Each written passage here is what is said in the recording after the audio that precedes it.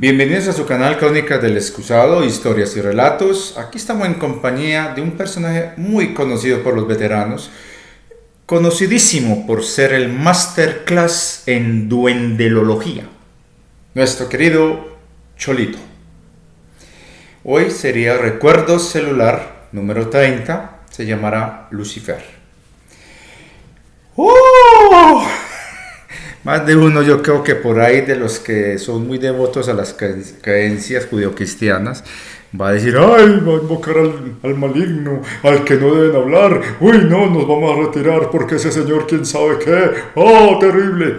No, vamos a empezar a hablar un tema de que es muy necesario empezar a aclarar por la cuestión de lo que pasó hace poquito en el cierre de ciertos juegos en cierto país galo, y que ha generado muchas controversias muy fuertes, las cuales en parte estoy muy de acuerdo, porque ha sido una burla total, pero también una utilización muy malévola, muy maquiavélica de ciertos simbolismos que en su esencia no son malos, pero quienes los usan les están dando una connotación maligna, así de simple. Es como el ejemplo que se da cuando uno coge, por ejemplo, un lápiz, haciendo alusión a cierta película de alguien muy parecido a mí, Keanu Reeves, que con un lápiz acaba con todo el mundo. El tipo usa un lápiz y lo usa como un instrumento de dañar a otras personas, pero es un lápiz, que es para escribir, dibujar, trazar, no tiene ningún peligro, ninguna amenaza. Salvo que alguien tenga el conocimiento y lo use con otros fines. Entonces ahí sí el lápiz se vuelve un instrumento dañino. Pero eso no quiere decir que el lápiz sea malo. Es como se le usa. Lo mismo pasa con los símbolos. Entonces tenemos que tener muy presentes, vamos a dejar a nuestro querido amiguito por aquí en el cuenco que tenemos, a Tibetín, que es el otro personaje muy especial en este canal, muy conocido. Y hay un tercero que aún no se va a mostrar, pero que es un regalo maravilloso que me dieron en Bogotá y que me está acompañando en este momento. Y fuera de eso tengo otro regalo que me mandaron de España, que es esta camisa, Amor en Acción, un diamante, 3 nueves, de mi queridísima Tini, niña, ser humano maravilloso que es Tini, que a pesar de la limitación de la visión, no ve ella, es un ser maravilloso, lo cual aprovecho para mandarle el saludo de parte de mi señora y mío a mi queridísima Tini allá en Girona, en España. Bueno, ahora sí, vamos a entrar en materia para no alargarnos mucho. ¿Qué sucede con este tema que se dio en esos juegos pasados? Muchas personas dijeron que era una apología al satanismo, otros dijeron que era una cuestión del anticristo, del apocalipsis, del fin del mundo, bla bla bla. Bueno, dejando a un lado las críticas que han llovido por parte de personas que se sintieron heridas en su sentimiento religioso cristiano, en donde salieron los organizadores a dar excusas, porque fueron excusas variopintas, a justificar una vaina en la que se les pasó por alto detalles, porque creen que la mayoría de la gente, la masa que ve ese tipo de deportes, creen ellos que son brutos, que nosotros somos ignorantes, que no sabemos nada, que no tenemos escuela y una cantidad de cosas. Y se les olvidó esos detallitos y por eso es que se les cae toda esa narrativa. Pero dejemos a un lado eso. Vamos a concentrarnos en un tema en el que, ¿por qué le damos una connotación de maligno a algo que en esencia no lo es desde la perspectiva que tiene alguien, digamos, que ha vivido otras vidas, otras existencias como ha sido mi ser, y que tengo otra versión de los hechos? Pero también hay que tener en cuenta que, por ejemplo, un gran divulgador muy crítico y a la vez muy ácido, que es el señor Carlos Ángel, que lleva mucho tiempo investigando y trabajando temas alternativos y sobre todo de divulgación dura, en donde ha estado desmascarando una cantidad de divulgadores que son puro buche pluma. Él hace una revelación muy interesante con respecto a un personajillo que también está en México, que tomando elementos del imaginario de H.P. Lovecraft, se inventa el cuentico de los cthulhus y los luciferinos. y empieza a echar peste sobre esa vaina, que hay una lucha y un conflicto entre unos y otros, y etcétera. Y el querido Carlos Ángel en su canal, ahí en Facebook y en otras redes, expone desde la argumentación por qué no está de acuerdo con lo que este señor dice, cosa que yo también estoy de acuerdo con lo que él expone, por la cuestión de que están cogiendo una especie de sincretismo y eclecticismo donde cogen cositas de aquí y por allá y llenándose la boca de conocimientos que deberían investigar, se hacen pasar como expertos y empiezan a captar muchísima gente con una fantasía y una entelequia terriblemente confusa, que genera más dudas que respuestas. Muy bien, yo puedo decir lo siguiente, podrían decir lo mismo de mí, por lo tanto yo no voy a entrar aquí a criticar el fulano tal, sino que los que estén interesados pueden buscar el canal de Carlos Ángel para que vean lo que el señor expone, que se llama Denis Chenis Project. Es un canal, les advierto, es un hombre que sabe mucho, es muy crítico, llega a ser dentro de la jerga mexicana a veces un poco duro a la hora de hablar, pero es un hombre que tiene mucho conocimiento, mucha información y es una persona que es un académico en el tema. Y él investiga, cosa que muchos divulgadores no hacen. Entonces, él expone sus argumentos para que saquen ustedes sus conclusiones. Igual, lo que voy a exponer aquí no es que tengo la razón o que es mi verdad, y no. Es simplemente mi opinión personal. No estoy aquí para convencer. De antemano digo, si alguna persona que le da más importancia a sus creencias religiosas por encima de los mensajes, entonces le pido disculpas si se siente herido en su creencia, pero yo no estoy dirigiéndome a ninguno en particular, sino que estoy hablando en términos generales desde mi propio conocimiento, desde mi propia experiencia, desde mi propio saber y sobre todo porque lo he contrastado con personas y otros divulgadores que han sido muy serios, muy diligentes a la hora de investigar, y entre ellos he sugerido aquí un canal que creo que es muy bueno que lo vean muchos, en el sentido de los que se aferran o que son víctimas de aquellos fanatismos de otras creencias o gente que no se les puede tocar temas como la Biblia y cosas de ese estilo. Vayan y miren lo que realmente significan los textos antiguos a partir de dos expertos que a nivel mundial solamente hay 5 y ellos son 2 de esos 5 y que tienen, creo que, amplias credenciales como para sostener lo que están sosteniendo en ese canal que se llama El Quinto Tipo, que está traducido al español con una excelente traducción fiel al original de lo que ellos hablan en su idioma original, en italiano y en inglés, y para que ustedes escarben ahí, investiguen.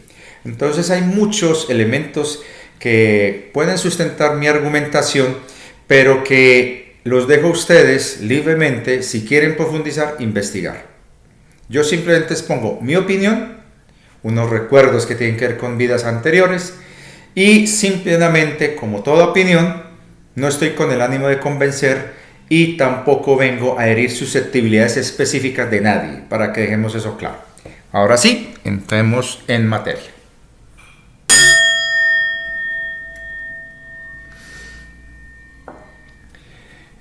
Algunos dirán, ay, se te está viendo un brillo en los ojos. Sí, es esta linterna.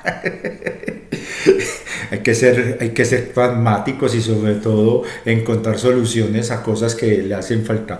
A esta hora ya el tipo de luz que está cayendo hace que quede esto muy oscurito, entonces esto me ayuda a mejorar el perfil. Y fuera de eso sería muy bueno, y aquí voy a hacer un simbolismo. Algunos van a decir, ay no, mire, el ojo que todo lo ve. No. Eso fue un regalo de una persona hace muchos años, es muy bonito. Es un, ¿cómo se llama esto? Un vaporizador, aquí se pone un aceite y empieza a salir un aroma muy lindo y aquí adentro hay una velita. El luz es el fuego, la luz de una vela, fuego, en un símbolo triangular que representa al fuego dentro del conocimiento hermético y alquímico, ya que ciertas entidades y grupos humanos híbridos se apoderaron de este símbolo para tergiversarlo y utilizarlo con otros fines muy siniestros. Eso es otro cuento. Pero esto es un ejemplo muy válido para entender que esto no es lo malo, es quienes utilizan la simbología con otros fines. Esto es un triángulo piramidal y representa el símbolo del fuego o de lo masculino dentro de la alquimia. Y hay ahí una vela, luz, fuego, el fuoco, que es uno de los elementos importantes de los 4 que maneja la alquimia. Aire, son 5 en realidad, pero aquí estamos hablando de la sal divina, que es lo divino, el nitro divino, que es lo masculino, de donde se desprende el elemento fuego, representado por el triángulo, el elemento aire, el elemento fuego, que representa lo femenino, y el elemento tierra, en donde está la sal, el azufre, el aire y el agua. Entonces, hay el fuego. Entonces, para que tengan presente esto, este simbolismo frente a este otro, una luz artificial. Si bien este aparatico se carga con la luz solar para, mediante ese sistema LED, reproducir una luz muy potente blanca que ayuda a iluminar este espacio, es solo eso, una luz artificial, una ilusión. Y así podemos entrar en materia. Ahí vamos a ponerlo para no quemar. Ahora sí. Ahí está, para que el brillo de un lado y el brillo del otro. Y tenemos a nuestro queridísimo por acá. Eso, quédese ahí. Listo. Bueno, ¿de dónde sale esa idea de que Satanás, Lucifer, los ángeles caídos y todo ese cuento que gira en torno a estos temas es algo maligno, terrible, el enemigo de Dios, de la luz y una cantidad de cosas? La ironía de la historia es que los que idean esa imagen estereotipada, dándole esa connotación maligna, son precisamente los que practicaron eso.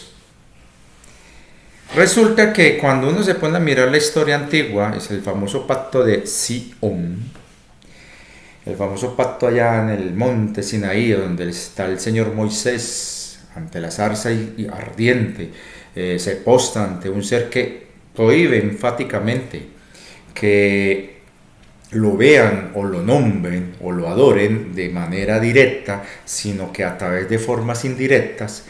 Es el que impone como primera medida ir en contravía al regente de esa zona, donde estaban refugiados después de salir de las tierras de Egipto, ese pueblo que se autoproclama elegido por voluntad de esta entidad que usurpa un título que ya era manejado anteriormente para esa región, pero que quedó vacante después de las guerras que se dieron entre los Anunas y los Anunnakis, en donde el último regente que tenía ese título, el de Yahvé, que era Enlil, se retira junto con su gente a otras realidades, mientras los Anunnakis quedan sumidos en la derrota y ocultos en otros planos, quedando la tierra, entre comillas, desprotegida bajo el control de los Dracos.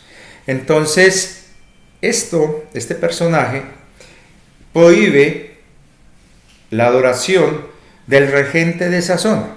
Lo que no te cuentan en los textos bíblicos es que cuando salen de Egipto, ellos, como un pueblo que no tenía en realidad un Dios único, tenían un sistema de creencias relacionados a un Dios sin nombre.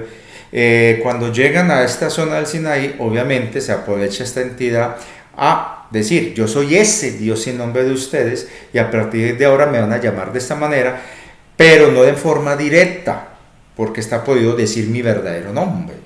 Y aparte de eso, evitar cualquier efigie mía, porque entonces los castigo, ¿no? Era un ser psicótico, narcisista, extremadamente exigente y muy difícil de complacer, que impuso sus reglas.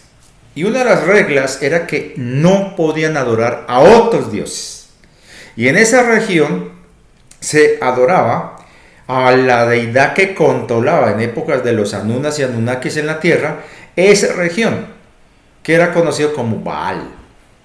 Entonces, obviamente, el símbolo de esta criatura, de esta entidad, era un símbolo de un toro o de un becerro, algo así, con cuernos y una cantidad de vainas.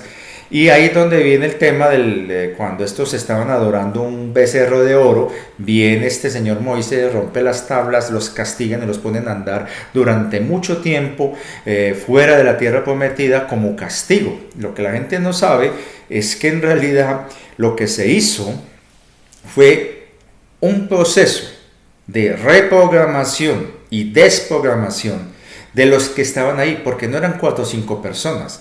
Los que salieron de Egipto fueron cientos de miles de personas. Cientos de miles.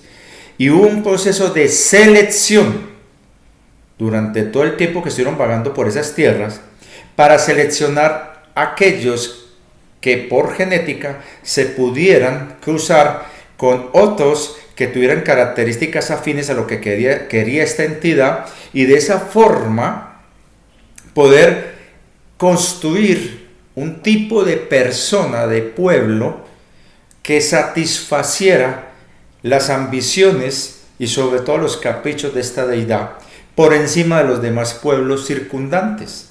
Y por eso que les prometió que si seguían sus orientaciones e indicaciones, heredarían la tierra prometida.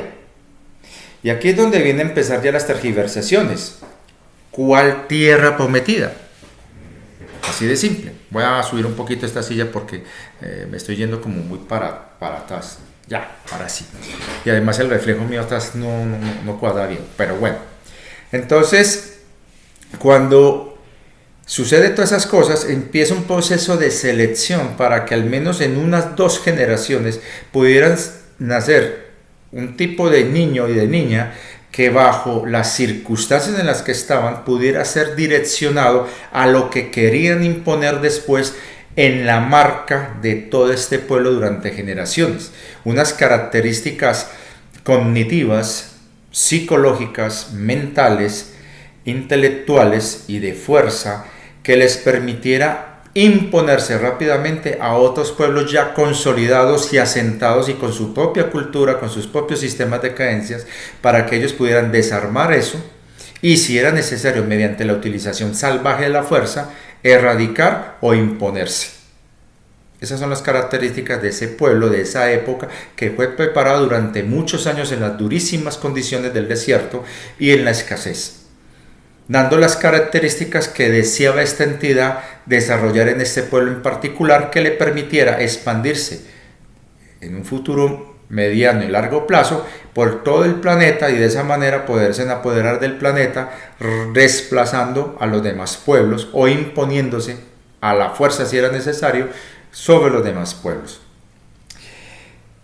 Estudiosos y analistas de estos temas hablan y establecen que ese libro antiguo, hay no un ser, sino varios seres con características muy específicas y con perfiles de personalidad muy extraños, siendo más destacado el que termina imponiéndose, que va a ser ese vengativo ser que impone sacrificios de sangre de todo tipo, incluyendo humanos, así lo nieguen, y fuera de eso una cantidad de cosas que al final se ven reflejados en una facción de dicho pueblo hoy día, que son los que controlan la banca mundial y todo el sistema de poder que hay detrás del poder en Occidente, principalmente en Estados Unidos y Europa. Entonces, ¿de dónde viene esa idea de rechazar y de decir que eso es malo y maligno?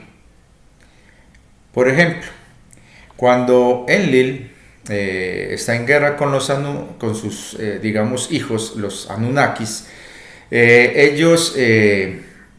todo aquello que represente a los Anunnakis es considerado enemigo. Lo mismo pasó a los Anunnakis, todo aquello que se considerara de parte del bando de Enlil era concebido o señalado como enemigo. Y es así como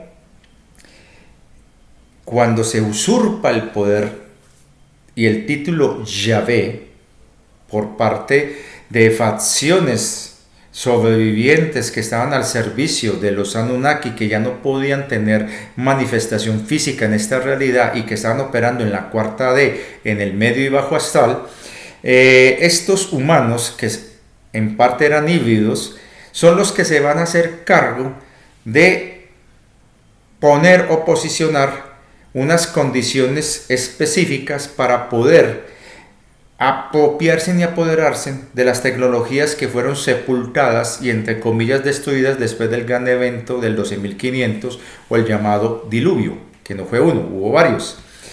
Y que dentro de ese proceso de desgaste la humanidad entró en un estado de retroceso y de involución muy grande, y más cuando una de las facciones que logró tomar el control y que fueron en cierta manera poseídos por entidades arcónticas y que se proclamaron reyes y fueron los reyes brujos o reyes negros de la última etapa de la Atlántida, y que Enlil, al darse cuenta de que esos seres estaban infiltrados por entidades arcónticas a las que los Anunnakis, en su desespero para ganar la guerra, habían pactado con estos, decide destruir esa civilización, los Atlántidos de la última fase, y con ellos sepultar todas las tecnologías que ellos no pudieron rescatar o llevarse de la Tierra, para evitar que los sobrevivientes Anunnakis lo tomaran o las tomaran.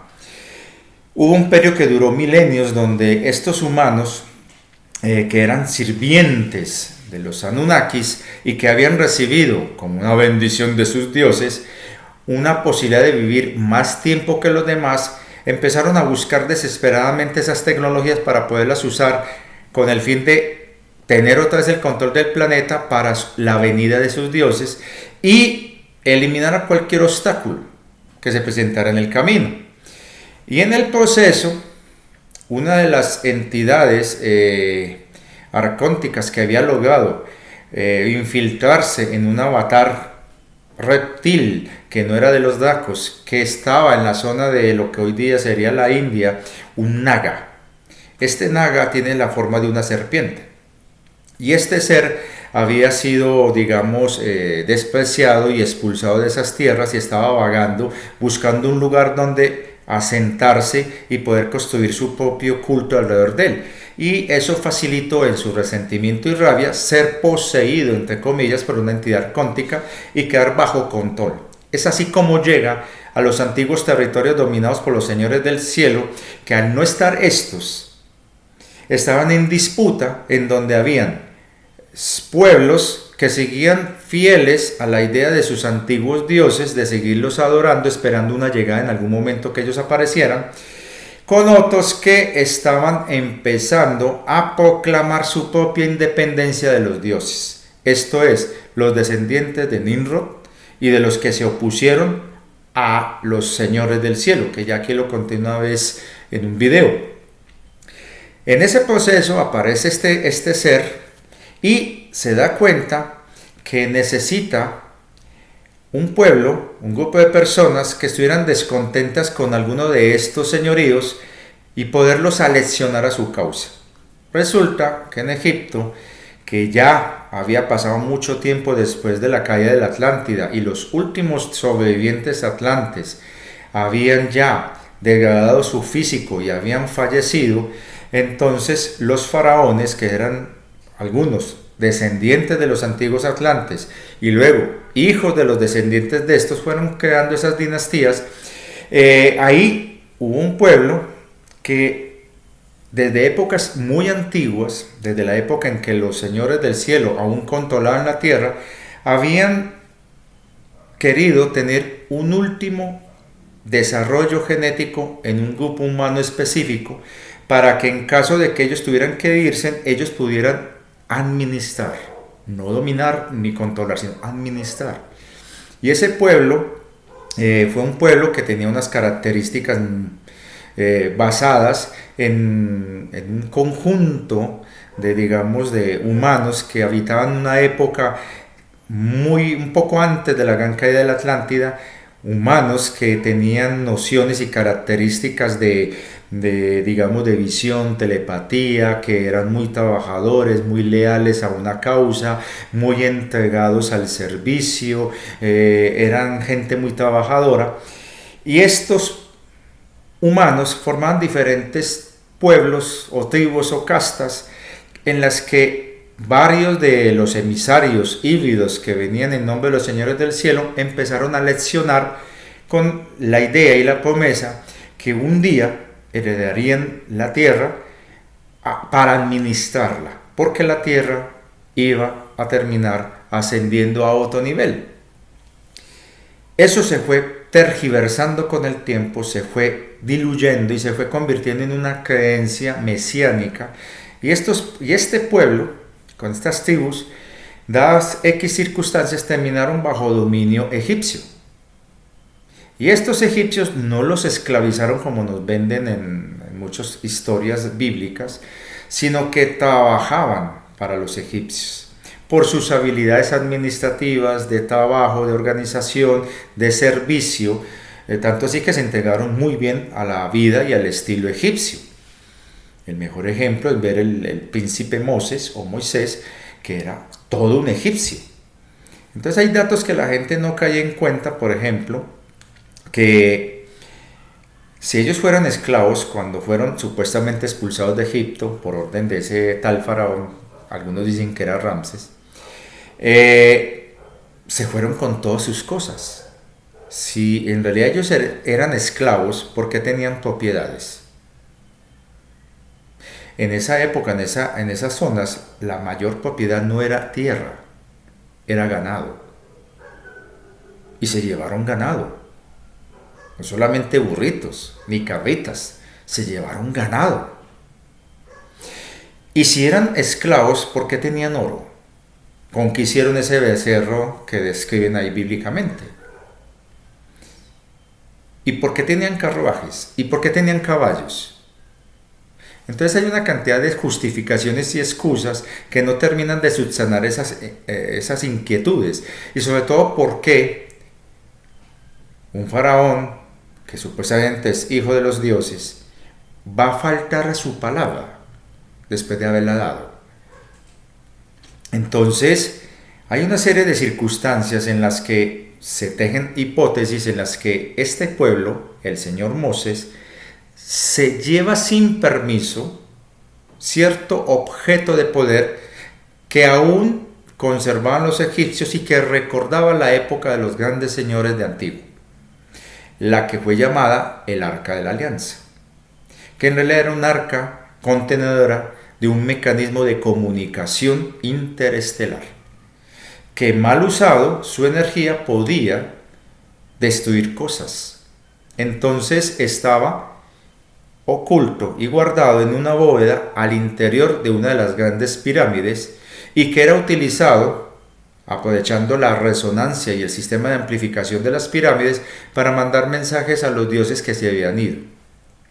Pero su antiguo uso antes era realmente una especie de transformador que capitalizaba, transformaba y modificaba la energía que captaba de la Tierra y la transformaba o la direccionaba en una muy potente energía que salía de la cúspide de esas pirámides para recargar las baterías de las naves de los señores del cielo en la época cuando ellos gobernaron estas tierras.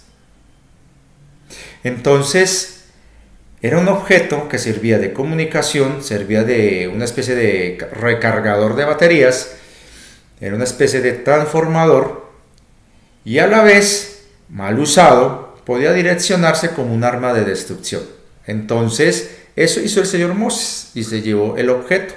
Ahí están las descripciones donde hablan de que el que no fuera de los puros, o sea, los que fueron entrenados para manipular el objeto, tocaba el recipiente contenedor, eran fulminados. O lo que le pasó a la ciudad de Jericó. Ejemplos hay. Incluso JJ Benítez hizo un muy buen trabajo analizando sobre el tema del arca y lo que podría haber sido realmente. Entonces, en esa época, este pueblo que había ya olvidado esas conexiones, seguían manteniendo tradiciones todavía vivas, orales, que se fueron mezclando también con tradiciones egipcias, después cuando fueron sometidos por los babilonios, tradiciones babilonias, etc. Estamos hablando de un periodo de tiempo muy grande. Esta gente, estos pueblos, empiezan a tomar este conocimiento y lo empiezan a apropiar y darle nombre. Al darle nombre, con su lengua específica, que es la que llamamos el hebreo, empiezan a guardar esa información de manera encriptada y codificada en su alfabeto. Esas serán las raíces originales de lo que será después conocido como la Cábala. Entonces ellos empiezan a interpretar los conocimientos antiguos atlantes y sobre todo los conocimientos que pervivieron dentro de la cultura egipcia y de los pueblos vecinos, y los fueron codificando dentro de su alfabeto y dentro de las formas que ellos nombraban las cosas.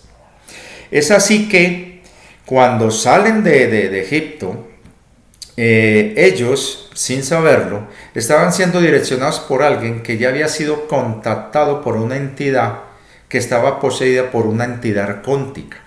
Y esta entidad, este ser que se hacía llamar Yahvé, en realidad era un naga resentido que por su baja vibración facilitó ser poseído por una entidad arcóntica. Y es así como este ser manipula a un hombre muy ambicioso y también muy resentido por lo que había pasado con el no haber heredado la corona egipcia y supuestamente haber sufrido la envidia de su medio hermano. Entonces este señor Moisés también es fácilmente aleccionado por esta entidad que tiene habilidades telepáticas y de control mental.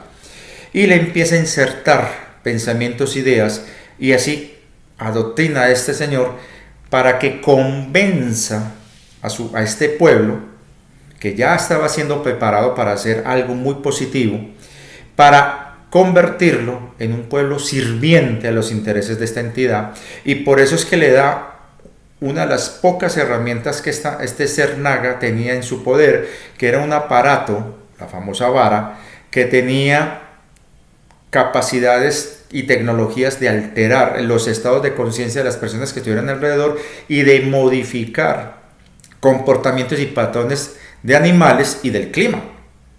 Una tecnología muy sofisticada en un bastón. Además, este ser tenía una nave que no era muy moderna, entre comillas, hablando de lo que eran las características de las naves de los grandes señores del cielo, y era una nave de lata, o sea, una nave metálica que funcionaba con energía nuclear. No era una nave tan sofisticada como las que tenían los señores del cielo. Y esa es la nave que usó este ser para llegar a esa zona del Sinaí.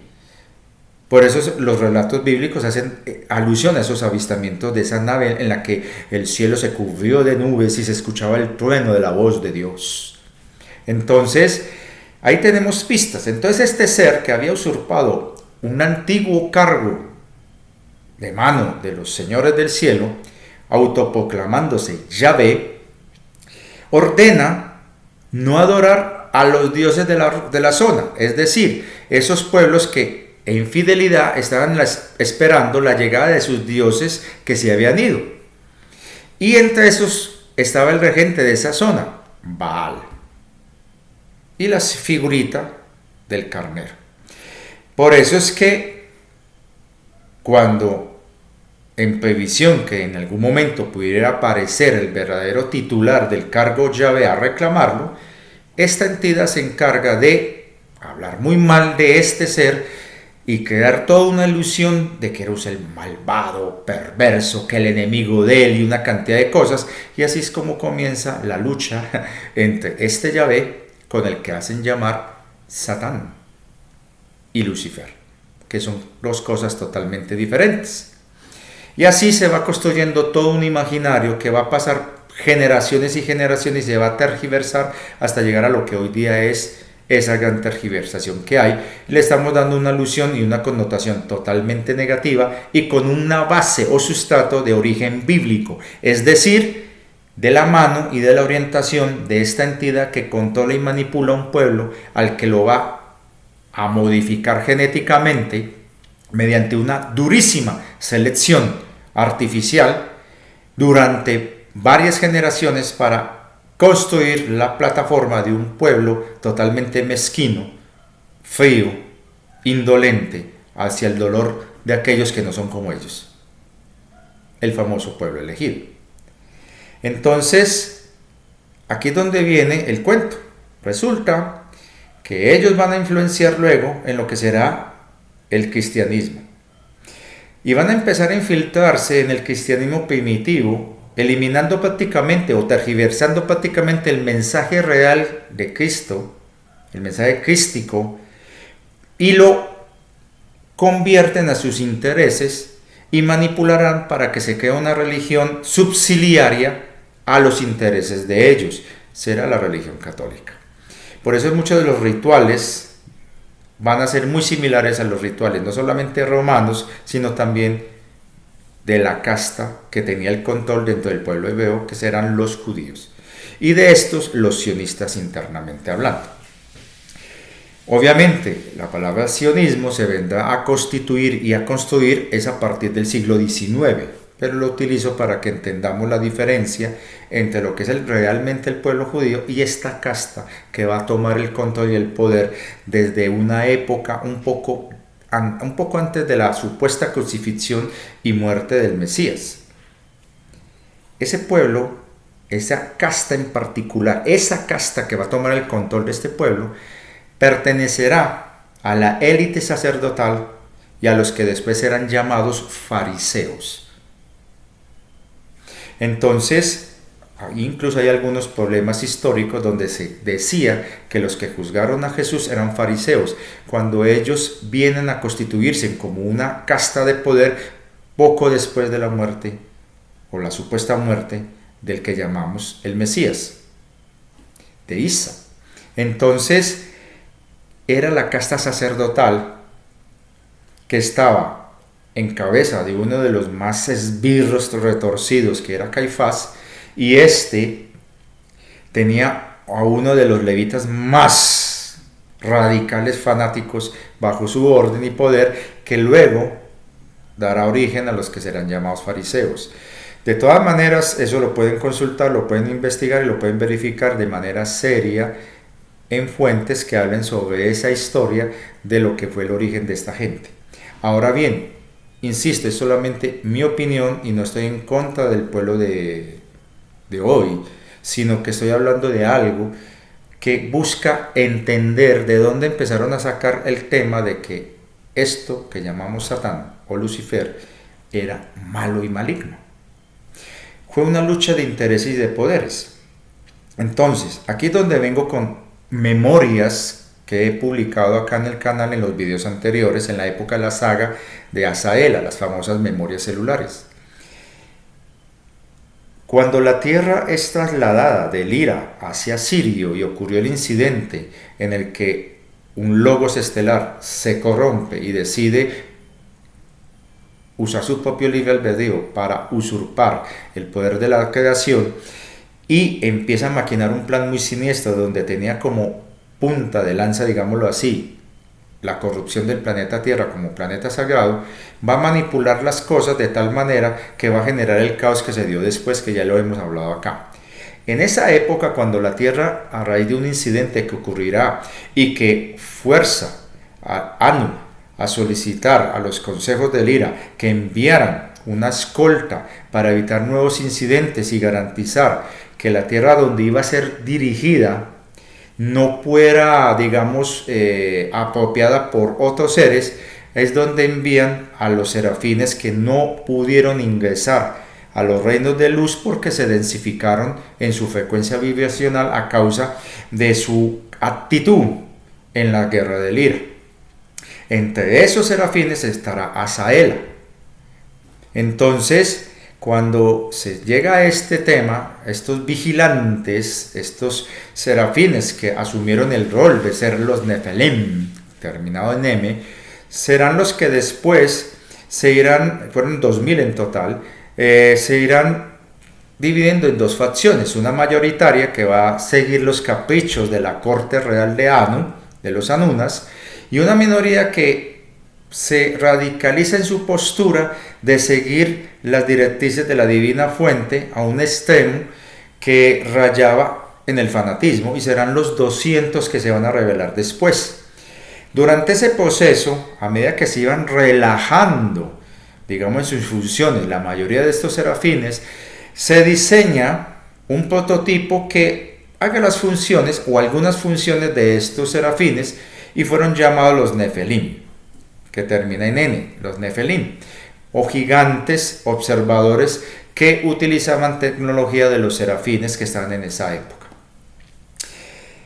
Se empieza a crear una distensión y unas fricciones entre la mayoría serafínica, que estaba ya prácticamente omnibulada por el lujo, el placer y todas las cosas que ofrecía la corte de Anu, y ese pequeño grupo de 200 serafines que empezarían a maquinar una revuelta.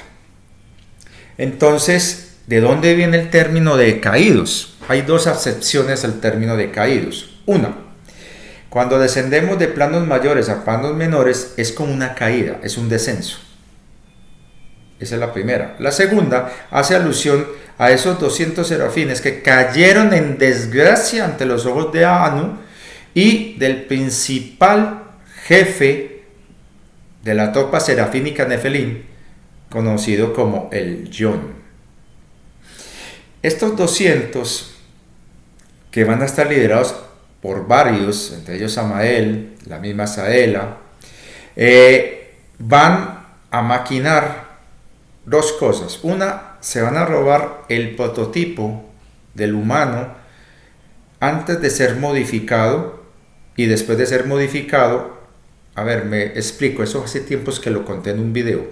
Hay una bebé, esa bebé humana fue la primera a la que le insertaron el cerebro reptil para controlar a la siguiente generación de humanos, por los acuerdos secretos que estaba haciendo Anu con los Draco, dada la debilidad que estaban teniendo los Anunas frente a los Anunnaki, sus hijos, que empezaban a cobrar fuerza y se empezaban a distanciar de sus padres, de los Anunas, y empezaban a haber ya conflictos en donde la posición de poder de Anu se vio muy seriamente comprometida y tuvo que pactar prácticamente con los Dracos para poder conservar su poder y en cierta manera no generar un karma muy negativo para él por la pérdida de la tierra, porque él se le dio una responsabilidad, y a pesar de que se convirtió en rey y toda la parafernalia que tiene eso,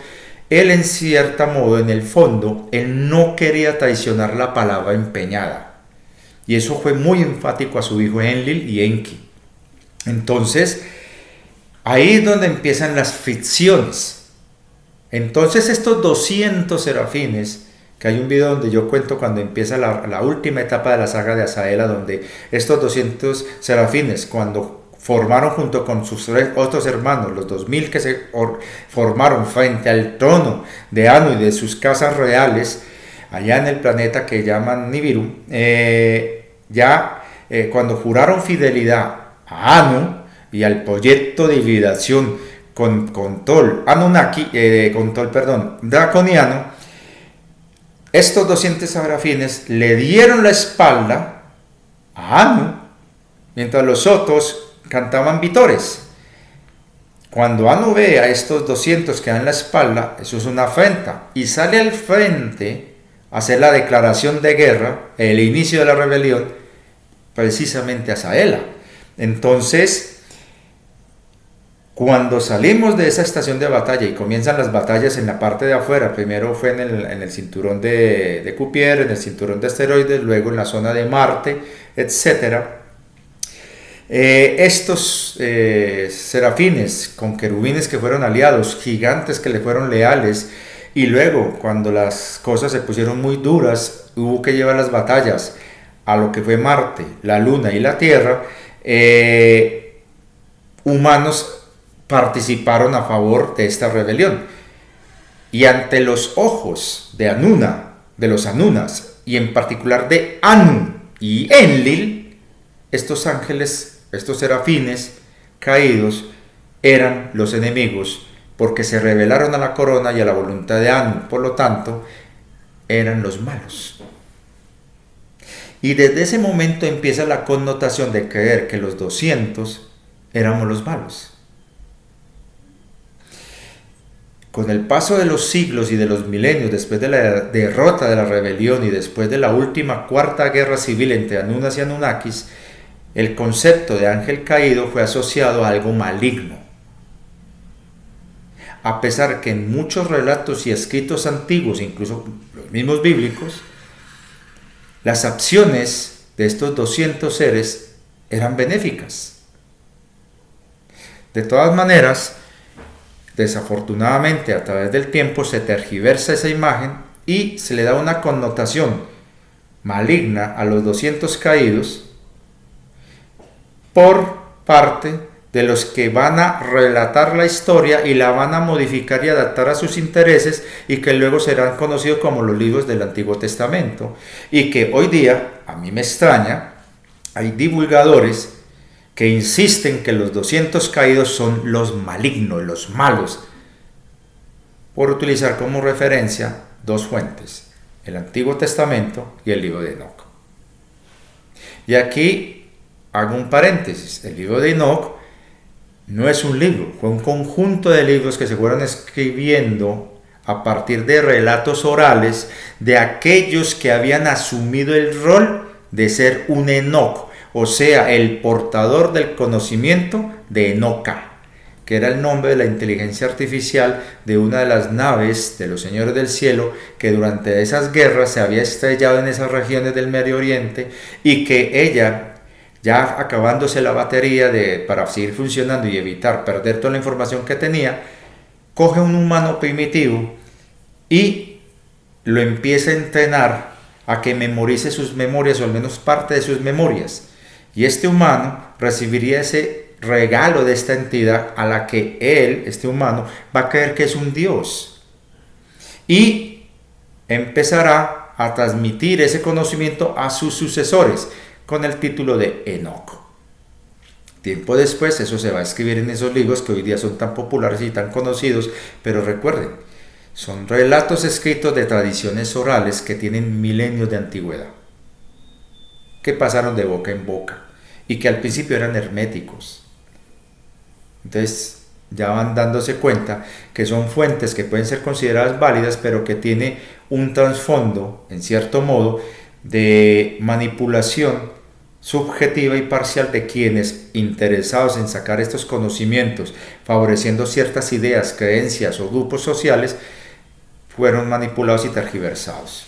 Al menos es mi opinión desde lo que yo he observado, visto y leído, y también desde lo que percibo. Entonces ahí tenemos ya el primer dato: los ángeles caídos tienen esa connotación de ser malignos porque se rebelaron al poder de ¿quién? De Am y de Enlil, que eran los Yahvé de la época. Obviamente, cuando esta entidad naga o serpiente usurpa ese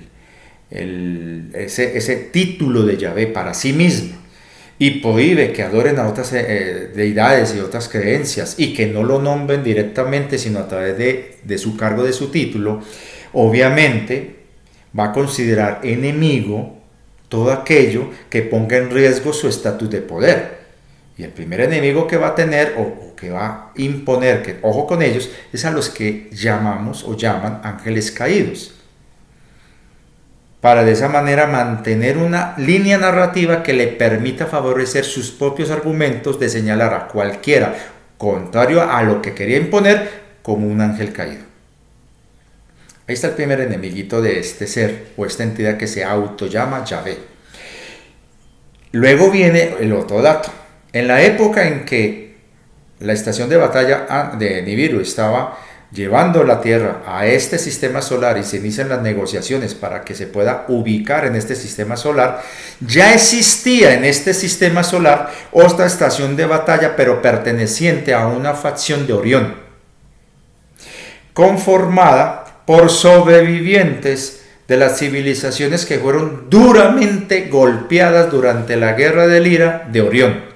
Y entre ellos estaba uno de los genetistas principales que, en un afán de salvar lo último que quedaba de su linaje, de su especie, empieza a manipular genéticamente a seres que puedan albergar sus huellas energéticas, sus conciencias y almas, y sobre todo de los que habían perdido sus cuerpos y que estaban traumados por la guerra tan cruenta que se dio allá. Este ser había prestado durante la guerra de Lyra sus servicios a Lyra, creando clones que permitieran reemplazar las bajas en las batallas que se daban contra los dracos y sus aliados. Con el tiempo, él se roba parte de un conocimiento muy importante que fue luego prohibido por los serafines que llegaron a poner orden en el asunto, y era una tecnología dada por esos serafines que se quedaron acá, de replicar de manera más eficiente clones que pudieran llevar la conciencia de la persona replicada y de esa manera facilitar la interfaz y ahorrar tiempo al momento de cargar un clon de estos para el combate.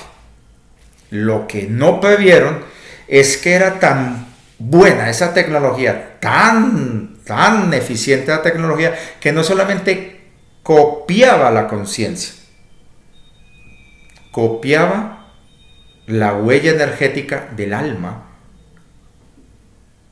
del que era clonado.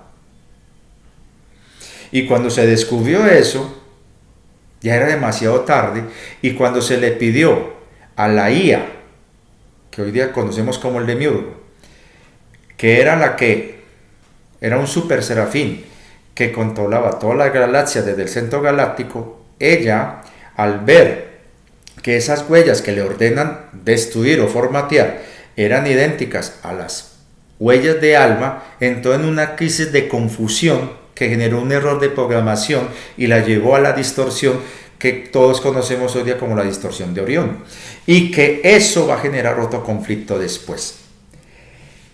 Esta IA Super Serafín, eso lo cuento también en los videos de la saga de Azaela, que en el canal. A los interesados pueden buscar la saga de Azaela, que se llama Memoria Celular. Entonces acá en el sistema solar ya había una estación de batalla más pequeña que Nibiru, que pertenecía a sobrevivientes de Orión que estaban liderados por este genetista que se convirtió en el señor de estos sobrevivientes y se llamaba Satán o Satanás. Termina como una serpiente, porque en cierta manera estos seres eran mestizos, no híbridos, sino mestizos. Eran parte reptil y parte humanos liranos.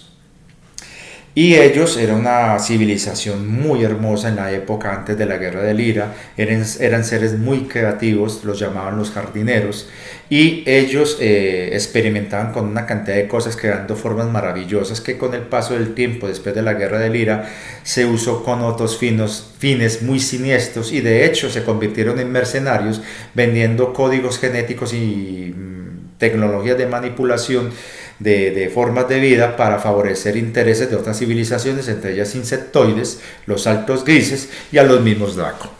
Entonces, esta estación de batalla llamada Satien estaba en órbita alrededor del planeta que era conocido como Tiamat. Entonces, cuando ubican la Tierra en una órbita sincrónica que no presentara problemas gravitacionales con Tiamat, en su misma ruta de alrededor del Sol, estaba Satien arriba, ahí. Cuando se llega la Tierra a poner ahí, fueron los de Satien, las embajadas de Satien, los que influirán en los de Tiamat y otros dos mundos que después serían destruidos, para oponerse a que la Tierra estuviera colocada acá bajo la supervisión de Nibiru. Fue gracias a la intervención de Marte y del Consejo Regente de ese momento que estaba en el cargo, los de Venus, que acatarán y aceptarán la propuesta de dejar la Tierra temporalmente aquí. Decisión que fue apoyada por los otros planetas del sistema, entre ellos los de Saturno y Júpiter, que dirán, listo, no hay ningún problema, se estuvieron al margen, en una posición neutra, los de Neptuno y Urano. Entonces, de esa manera, entró la Tierra acá, y los de Satien, ya de entrada, tenían enemistad con la Tierra y con los de Nibiru. Cuando estalla el conflicto, que también lo cuento en los videos de la saga de Azaela, donde Enlil descubre que esta gente estaba construyendo una flota secreta en la cuarta D y hacen un ataque preventivo en la cuarta D, la Tierra queda desprotegida entre comillas y los de Satien le ordenan a los de Tiamat que estaban bajo su control lanzar un ataque contra la Tierra, saliendo el rescate del planeta Tierra, Marte. En represalia, hacen un ataque masivo contra Marte, destruyéndolo parcialmente, justo en el momento en que regresaban las fuerzas anunas de la cuarta D y encuentran la destrucción y el caos, y toman una decisión, en cierta manera apresurada, en realizar un ataque devastador contra Tiamat y Satien. Eso también lo contamos acá. Entonces, para los Anunas, y sobre todo para Anu y Enlil, Satán es un enemigo.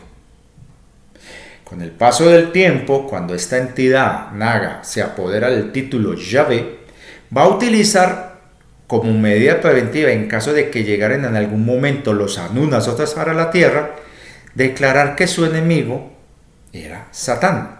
Y ustedes dirán, pero ¿cómo así?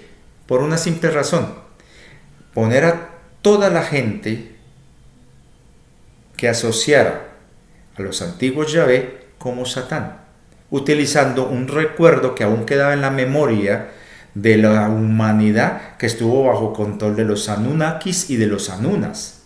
Entonces, para los Anunnakis y los Anunas, ese antiguo enemigo, Satán, queda grabado en la memoria colectiva, y cuando se hacen las manipulaciones genéticas, obviamente, los humanos, ya sin el control de los Anunas y un control muy leve, pero en el bajo astral, desde el bajo astral de los Anunnakis, van a tener asociada la imagen de Satán como un enemigo. Entonces este Yahvé, para prevenirse que los Anunas o Anunnakis lo vengan a sacar, o en caso de que los orianos de la estirpe de Satán vinieran a reclamar esta colonia, porque de hecho aún había pequeñas colonias en el planeta Tierra con antiguos sobrevivientes de Orión, que cuando vino Satien y se instala en este sistema solar, hubo comercio entre ellos por afinidad y por, digamos, familiaridad. Destruido Satien, estos colonos de Orión que estaban aquí en la Tierra ya viviendo hacía tiempos, vieron con preocupación la situación con los Anunas y con los Anunnakis, y por eso es que estaban en estado de conflicto. Entonces, claro, cuando viene este tipo, este ser, este Naga, que se hace pasar como un Yahvé, él tiene que prever en su retorcida mente, bajo control de esta entidad arcóntica, cualquier cabo suelto, tenía que tenerlo cubierto para evitar represalias o conflictos con su tono y su poder, dentro del proceso de ir desmontando todos los sistemas de creencias que él consideraba enemigos. Es así como vemos que, por un lado, los ángeles caídos serán vistos como seres malignos, y Satán, que era el enemigo de los Anunas en la época que estalló el conflicto, se convertirá en el rival del Yahvé, de este Yahvé en particular, porque él necesitaba un antagonista. Y qué mejor que coger el imaginario de la gente y mantenerla distraída con ese tema. Y obviamente en el bajo astral quedó atrapada la conciencia de Satien, de los de Satien y de Satán, y ellos tratarían de recuperar el poder en la tierra y de vengarse de lo que sucedió con Tiamat y con Satien. Eso se convierte en un enredo. Ahora bien, y eso lo vemos con la clara diferencia entre grupos y sectas dentro de esa gente llamada satánicos. Hay unos que son muy retorcidos, muy sanguinarios y muy jodidos, y hay otros que son muy elegantes, muy cultos y muy adinerados. Ahora, ¿qué pasa con los luciferinos? Aquí es donde viene el dato.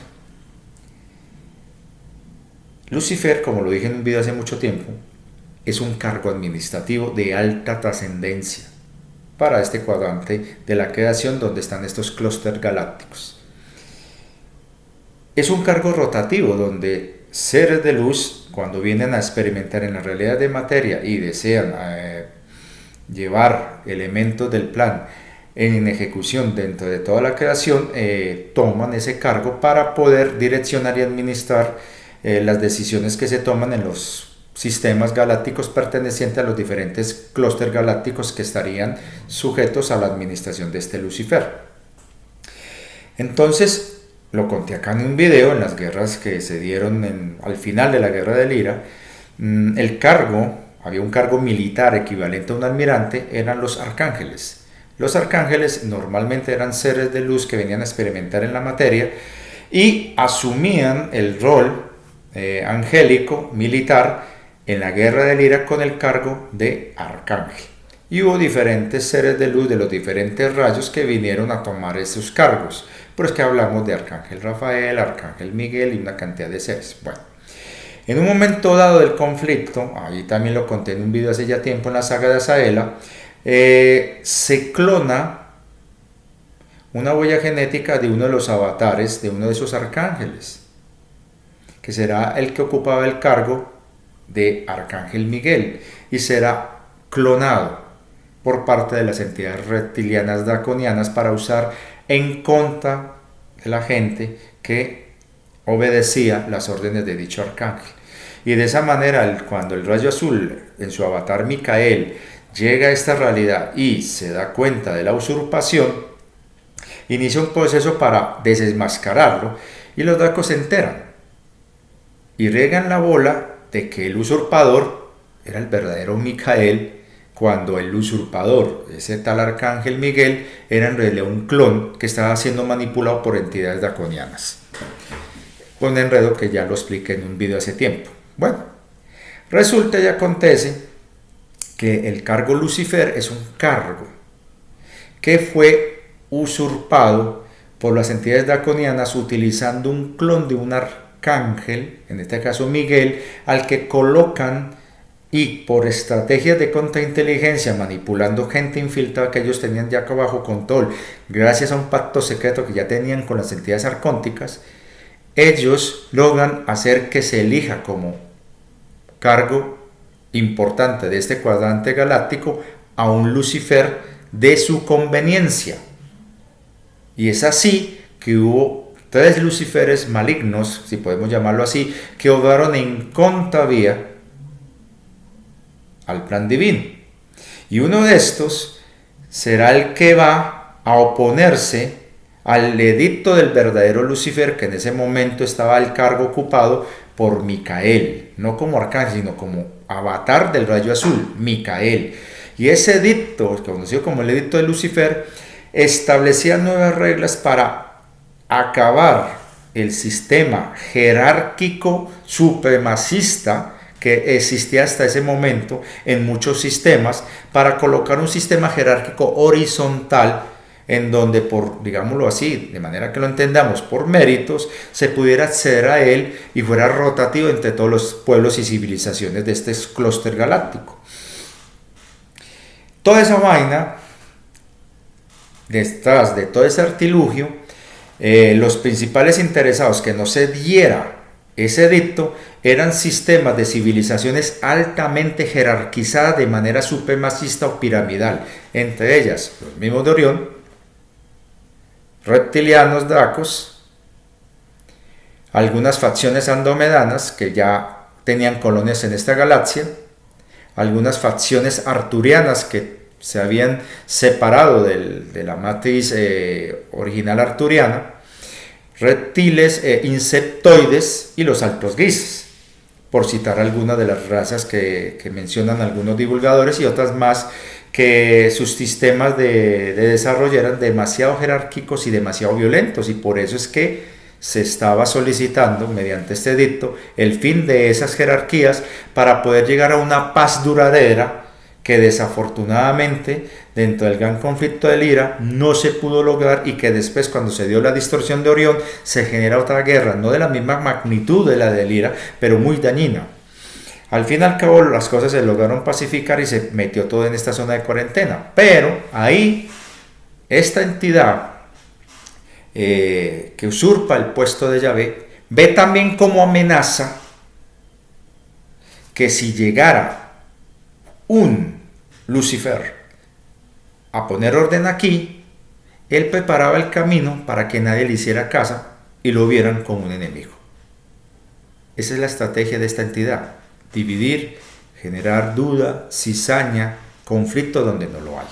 Entonces, obviamente se crea una distorsión donde intencionalmente se crean grupos o facciones humanas que con conocimientos tergiversados y distorsionados y manipulación de la simbología empiezan a darle un uso negativizado, muy incorrecto, muy erróneo y muy maligno para favorecer los intereses de esta entidad y de sus esbirros y acólitos, tanto híbridos humanos como en su momento, cuando estaban en su poder, entidades arcónticas que habían quedado ya aisladas y no podían seguir ejerciendo más poder y control más allá de la zona de cuarentena. Eso fue un caos total. Ahora, ¿de dónde viene el concepto Lucifer, el portador de luz? Resulta que el concepto Lucifer, el portador de luz, será asociado por los pueblos antiguos con el fuego. Y el fuego va a ser un elemento muy importante para la transmisión del conocimiento y sobre todo su preservación. Por eso es que va a representar lo masculino con el triángulo equilátero, que dentro de las tradiciones herméticas, alquímicas y de alta magia va a ser conocido como el famoso tetraedro. Entonces, de esa manera, el triángulo con su punta o arista hacia arriba representará lo masculino. Lo femenino será al contrario. Entonces, lo que hicieron esta gente, que fue manipulada después durante muchos años en el desierto bajo las directrices de este ser psicótico, este naga poseído por una entidad arcóntica, fue apropiarse y utilizar el antiguo conocimiento del antiguo alfabeto hebraico, antiguo alfabeto védico y el antiguo alfabeto sumerio para amalgamar palabras de poder que encapsularan, atraparan y encarcelaran ese conocimiento sagrado para darle otro uso más maquiavélico y perverso. Y es así como de la original Cábala, que es con K, W, termina en H, surgirá ese movimiento que usurpa y manipula los conocimientos sagrados en alfabeto, números y geometría para usarlo con otros fines, que será la Cábala, donde saldrá el Cabal. Esta Cábala, con C y con B, es de donde saldrá ese Cabal, y donde ellos van a manipular durante siglos a muchos pueblos y reinos para poder llegar y usurpar el poder en la tierra a partir del siglo XVIII de esta era que conocemos en esta línea de tiempo. Entonces, de ahí viene esas connotaciones negativas a simbologías que en su momento tenían otra connotación y otro significado y otro sentido. Pero también, y voy a aprovechar leer algo que está en Google y lo pueden buscar, ¿de dónde viene también la palabra Lucifer? Resulta que la luciferina, de ahí este personaje, ese señor que no quiero mencionar su nombre acá y que ha sido ampliamente desmascarado por otros divulgadores como el que les comenté ahorita, también mexicano, habla de luciferinos y de Cthulhus, pero resulta que Cthulhus, que él utiliza con K de kilo, es una adaptación, y me parece muy ridícula, de las historias y de los cuentos de H.P. Lovecraft con respecto a ese dios oscuro, antiguo, que representa todo lo contrario a la luz, que será Cthulhu, el que tiene una cara como de pulpo con tentáculos, el gran durmiente, el gran soñador. Entonces este muchachito le da el nombre de Cthulhu.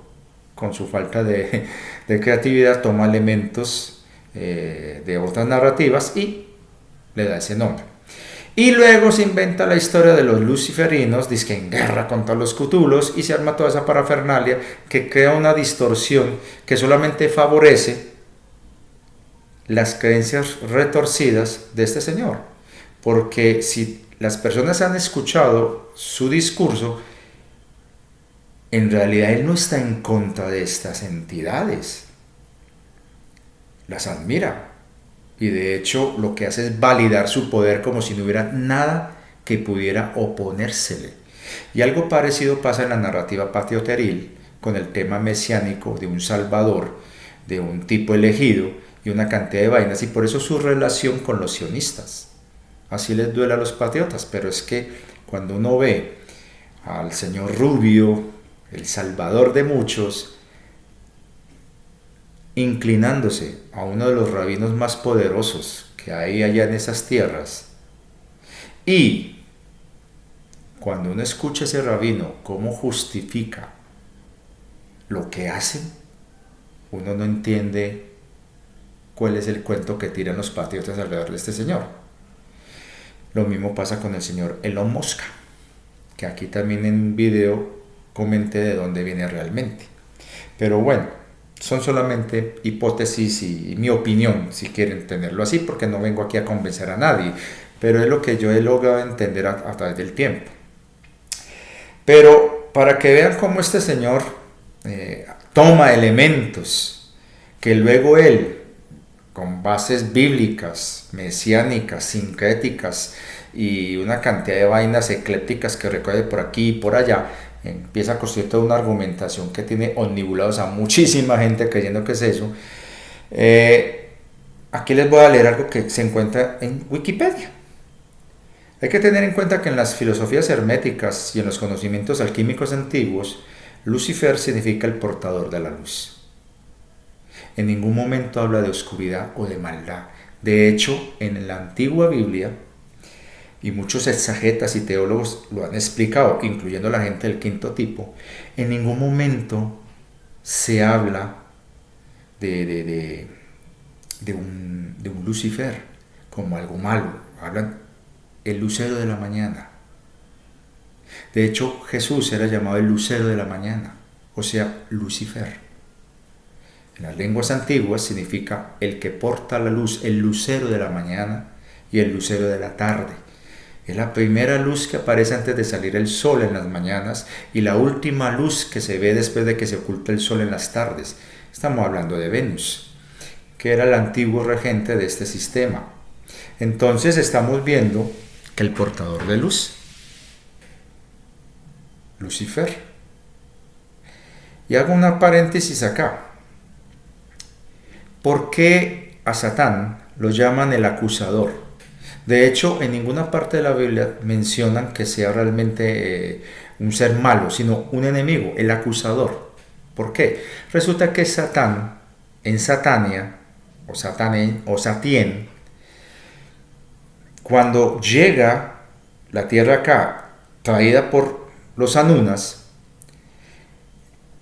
son los embajadores de Satien, encabezados por Satán, los que ante el Consejo del Sistema Solar, regido en ese entonces por Venus, acusan de los intereses expansionistas y de apoderarse de estas tierras, de este sistema solar, a Anu y a los Anunas. Lo acusa, lo señala ante esos consejos. Es el acusador. Obviamente es un poco hipócrita, digámoslo así, porque sus reales intenciones era también quedarse con todo este sistema solar, dado que se habían quedado también sin hogar, como había pasado con los Anunas. Entonces, por eso es que Satán es el acusador, el que señala, porque desde esa época está ante el trono de Dios acusando a los gentiles, a la gente buena, a la gente sumisa, etcétera, etcétera, como lo plantea los antiguos textos estos, pero en realidad es un tema de poder y un tema de control territorial. De ahí viene ese tema, ahí cierro el paréntesis. Entonces, Lucifer es un concepto muy antiguo que ni siquiera pertenece a los hebreos, ni siquiera pertenece a los cristianos y que forma parte de las tradiciones muy antiguas, incluso desde las creencias, las primeras creencias que surgirían en Sumeria y después en Babilonia y Persia. Eso creo que lo llaman el zoroastrismo. Hay un canal muy bueno que explican todos esos temas que se llama Revelando el Velo. Excelente canal, ese muchacho, ese señor es un investigador de todo lo que es el hermetismo, la alquimia, la ciencia mágica, de una manera muy objetiva. muy bueno y él sabe mucho sobre ese tema y él lo explica muy bien lo que es el portador de la luz y todas esas cuestiones, desde la alta alquimia. Entonces, desde la antigüedad se sabe que el lucero, el que porta la luz, por eso el famoso mito de Prometeo, basado en un ser que fue creación o diseño genético de parte de Azaela, que llamaba Prometeo, y que era el primer prototipo de una serie de Prometeos que estuvieron trabajando en esa época antes de la gran caída. Pero el punto es que ese portador de luz, el que lleva la luz a la humanidad, va en contravía de lo que querían ya en la etapa final, el último Yahvé antes de la usurpación, Enlil. Enlil no quería que la humanidad tomara el conocimiento porque no estaba preparada y podía ser susceptible a ser controlada por los Anunnakis y por otras entidades, entre ellas las entidades arcónticas que habían pactado con los Dacos.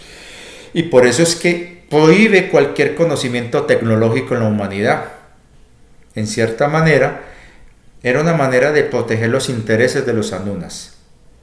Enki quería, por el contrario, darle la posibilidad a la humanidad de liberarse no solamente del yugo de su pueblo, de los Anunnakis, sino también protegerse de los controladores arcontes y de los dracos. Y por eso que era necesario ese conocimiento, y por eso que con la complicidad de Azaela, este Prometeo va a llevar conocimiento en secreto a la tierra, pero también Azaela lo va a utilizar sin que se dé cuenta Enki para ir preparando junto con sus otros hermanos la rebelión contra Anu. Entonces es una vaina muy compleja. Entonces el término Lucifer es muy antiguo, mucho más antes de las tradiciones hebraicas, y habla de los portadores o el portador de la luz. Y porque obedece a que en las épocas antiguas el cargo Lucifer era el que traía, el que portaba la voz, la voluntad de la luz, de los reinos de luz, de los seres de antimateria que vivían en lo que llamaríamos el cielo de la divina fuente, en los reinos de antimateria. Entonces era un cargo muy importante, eran los que llevaban la voluntad de la divina fuente a la creación. Eso era un Lucifer. Entonces,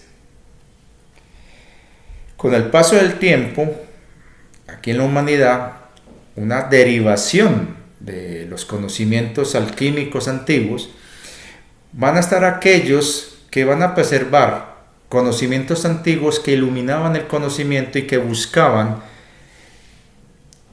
erradicar la oscuridad desde la misma oscuridad, o sea, llevando luz a la oscuridad, y que se va a conocer como el movimiento de la mano izquierda. Y de esa manera, estas personas van a seguir el camino de la luz en la oscuridad. O sea, ser luciferes, luciferinos. Y toman eso como ejemplo, aquellas criaturas que en la noche brillan en la oscuridad, las luciérnagas. Resulta que hoy día se sabe que el componente químico, la molécula que permite la transmisión de luz en estos insectos se conoce como la luciferasa. Y vamos a leer lo que dice San Gogel. Dice así: molécula luciferina. Las luciferinas son compuestos que se utilizan para la obtención de luz en organismos bioluminescentes mediante la actividad catalítica de la enzima luciferasa correspondiente con la reacción con el oxígeno. ¿Van viendo de dónde sale el concepto? Entonces estamos hablando de una persona que no tiene nada propio, sino que lo toma de otros lugares y lo adapta a su discurso. Entonces, ¿qué quiere decir luciferina? Adjetivo, perteneciente o relativo a Lucifer, príncipe de los ángeles revelados, demoníaco, satánico y diabólico. Ahí mezclan 4 conceptos diferentes entre sí como si fuera uno solo. Cuando hablamos de ángeles revelados, estamos hablando de los que se revelaron precisamente al regente de este sistema que se lo había apropiado, que era Anu y Enlil. los ángeles caídos, los que nos rebelamos contra la dominación de este ser que quería apropiarse de un planeta sagrado que no le pertenecía. Por lealtad a la divina fuente se rebelaron estos seres. Hablan de Lucifer, hablan del portador de luz, hablan de un cargo administrativo, de un ser mucho más antiguo, incluso a los mismos Anunas. Príncipe de los ángeles revelados, aquí también están metiendo en el mismo saco a los serafines que no se revelaron a Anu. Su máximo jerarca, nuestro máximo comandante, era el Yón. Demoníaco. Los daimones o demonios son seres que no son ni buenos ni malos, son portadores de la voluntad de quien los invoca. Por lo tanto, si es una persona que es mala, pues lo que hará este daimon o demonio es satisfacer la voluntad de esa persona mala. Si es buena, la misma historia. Uno lo ve en las mitologías griegas, lo que son los daimones o demonios. En ninguna parte tienen connotación negativa. Y luego viene satánico. Ya le hemos comentado acá que es de Satien y de Satán, que era un genetista de Orión, que entraría a acusar a los Anunas cuando tratan de poner la tierra y de imponer su poder a través de la tierra, justificándose que eran los guardianes de la tierra. Y luego viene diabólico. Busquen la acepción de la palabra diabolus y van a ver que no tiene ninguna connotación negativa. Por lo tanto, estamos viendo que incluso usar la palabra negativa aquí también estoy cayendo en un error. ¿Por qué? Desde el inconsciente se nos ha predispuesto a estar en contra de la mujer. Y resulta que dentro de la energía alquímica y dentro de los elementos alquímicos, lo positivo representa lo masculino y lo negativo representa lo femenino. Entonces, desde que se utiliza el concepto negativo para cosas malas, incorrectas o equivocadas, desde el inconsciente nos están programando, o sea, donde está el reino de lo femenino, a despreciar lo femenino y darles connotaciones malignas a lo femenino al decir que es negativo. Incluso cuando vemos la famosa mito del Edén, Adán y Eva, y la serpiente y la manzana, el pecado entre comillas de Eva fue simplemente comer el fruto del conocimiento, que estaba prohibido por el regente del sistema, que era Anu y Enlil. Y la serpiente eran los nagas, que ellos buscaban que la humanidad adquiriera conocimiento, una especie equivalente a la idea de Prometeo, que Prometeo no era un naga, era un gigante, de hecho era un titán, y obviamente coinciden con aquellos seres que quieren llevar ese conocimiento y le dan una connotación maligna. Ahora, ojo con esto. Yo no estoy haciéndole apología a esas versiones aberrantes, tergiversadas, de aquellos que optaron a utilizar esa simbología y arroparse con esos títulos y nombres para camuflar sus actos perversos en contra de la humanidad y de lo que es sagrado. Entonces, con esto termino mi exposición de un tema que yo creo que es necesario irlo analizando y sobre todo entender qué es lo que quieren realmente aquellos que siguen pregonando que eso que es contrario a sus intereses de control y manipulación y dominio del mundo siga recibiendo connotaciones negativas, ojo con la palabra, o sea, el femenino que va emergiendo para traer conocimiento y sobre todo lo femenino emerge de lo inconsciente a lo consciente, o sea, lo masculino, el equilibrio. Entonces, ¿por qué siguen utilizando simbologías a las que siguen insistiendo darles una connotación maligna, malvada, para seguir generando asociaciones totalmente perversas en contravía a lo que realmente son las cosas? y de esa manera seguir ellos perpetuándose en el poder, porque es un acto hipócrita lo que están haciendo. Porque esta gente que está mostrando de manera perversa esa simbología son los que usan precisamente esa simbología para su propio beneficio.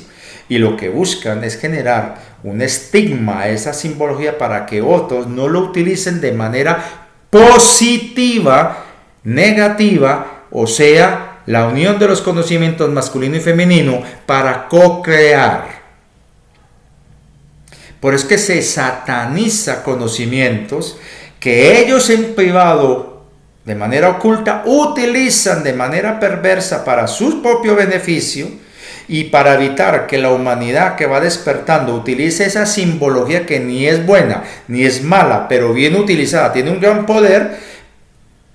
Evitar que la humanidad utilice esa simbología en contra de ellos. ¿Cómo? Convirtiéndola en algo perverso, diabolicus, maligno, dañino. Volvemos al ejemplo del lápiz.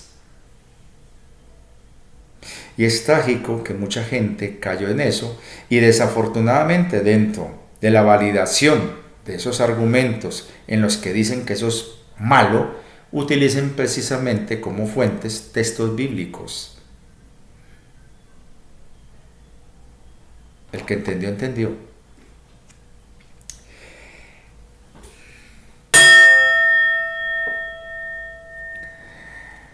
Ha terminado el curso Masterclass de nuestro queridísimo Cholito y espero que todos entendamos que el bien y el mal es según la perspectiva de la gente y que de hecho en la creación de la divina fuente no existe el mal. Desafortunadamente en la zona de atrapamiento muchas cosas que se retorcieron y muchas decisiones y muchas experimentaciones se derivaron por corrupción a cosas muy malignas, muy dañinas. Les recomiendo que busquen en la lista del canal de videos de Crónicas del Excusado la reflexión de las primeras que hice comenzando el canal hace ya varios años, que dice qué es bueno, qué es malo, para que empiecen a entender lo que yo estoy diciendo acá. Por eso es que voy a leer algo muy bonito, Caminos de Elevación, del sacerdote Luis J. Attis, sin connotación religiosa. Pero me parece que la sabiduría de este hombre, ya hace muchos años, en el año 41, que publicaron esto con los derechos de autor reservados a él, voy a leer a modo de ilustración esta pequeña reflexión de él. Sobre las espinas. ¿Cuántos arrojos encontrarás en el camino? ¿Cuántas ilusiones deshojadas por culpa de los amigos? Cuando menos pienses te pondrán las lágrimas en los ojos, la espina en el corazón, la hiel en la copa de la existencia. Oh, entonces, sé fuerte, perdonando.